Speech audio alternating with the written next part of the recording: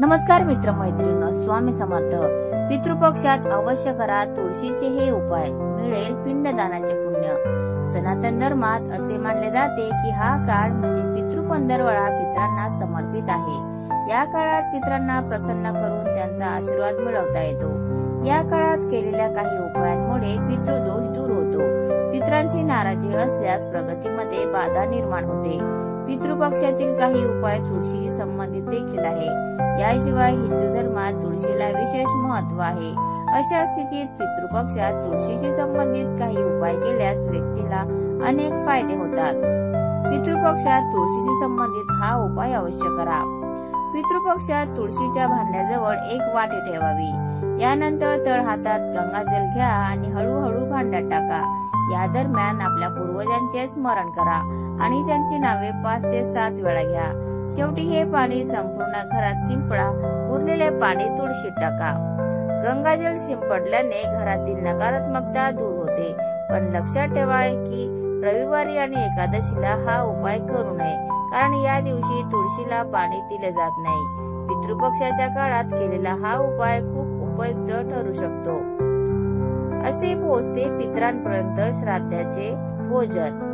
पितरांना अर्पण केलेले अन्न त्यांच्यापर्यंत कसे पोहोचते हा प्रश्न अनेकांच्या मनात निर्माण होतो.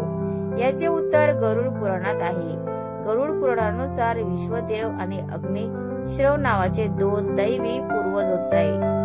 हे दोन्ही देवी पूर्वज नावे गोत्राच्या सहाय्याने अर्पण केलेल्या वस्तू पितरांपर्यंत पोहोचवतात. आपले पूर्वज जर देव योनीत असतील तर श्राद्धाचे अन्न अमृताच्या रूपात त्यांच्यापर्यंत पोहोचते. मनुष्य योनीत असेल तर त्याला अन्नाच्या रूपात, प्राण्यांच्या योनीत गवताच्या रूपात, सापाच्या योनीत वायूच्या रूपात आणि यक्ष योनीत पान स्वरूपात अन्न मिळते. पितृपक्षात हे उपाय करा.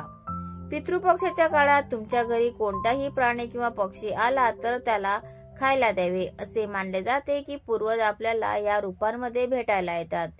पितृपक्षात ताटात भोजन केले आणि ब्राह्मणांना ताटात भोजन अर्पण केले तर ते फलदायी ठरते.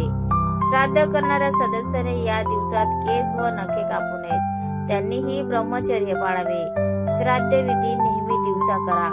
सूर्यास्तानंतर श्राद्ध करणे अशुभ मानले जाते. या दिवसात काकडी, हरभरा, जिरे आणि मोहरी या भाज्या खाऊ नयेत. प्राणी किंवा पक्ष्यांना त्रास देऊ नका. तर मित्रांनो, तुम्हाला हा व्हिडिओ कसा वाटला प्लीज कॉमेंट मध्ये नक्की सांगा.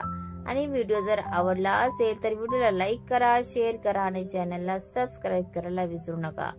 धन्यवाद. Thanks for watching.